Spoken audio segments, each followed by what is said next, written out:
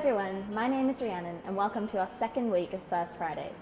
In last week's episode, we said hello to Catherine, an electrical student and the team safety captain, who spoke about our first time using pneumatics as well as the benefit and difficulties that we had while overcoming it.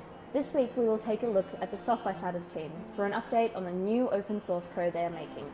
And here to discuss the progress is software student Mark. Hi, my name's Mark. I'm a software student and I joined the team last year.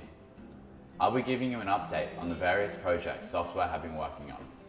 Software have been making an open source login code, something that all teams will be able to access, that will log what goes on in the robot during the time it is running. This will be saved to the robot itself, so it can be opened at the end and used in debugging. It's useful because at the moment the only communication we have with the robot is through the use of basic printing lines to a document, which isn't very clear.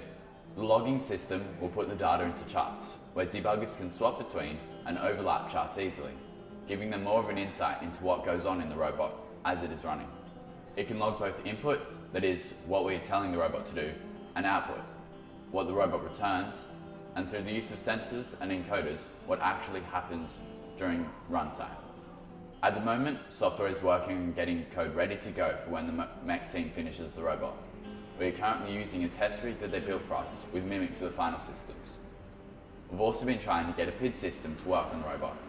It's essentially a piece of code that talks to the motors and gets their actual movement and checks if it should be moving like that, then adjusts them accordingly, slowing them or stopping them if they are moving too fast, speeding them up if they are moving too slowly. It'll be used in the game itself as a kind of brake against other robots. So if they try to push us, the motors will lock and stop any unwanted movement, giving us an advantage over the other robots. The PID system will also get us a more reliable driving system. Any minor issues with the robot will be fixed immediately, instead of relying on the driver to adjust their strategies, or any changing of the code. Thanks for watching this week's episode of First Fridays. If you have any feedback, then let us know in the comments. Be sure to stay tuned for next week's episode.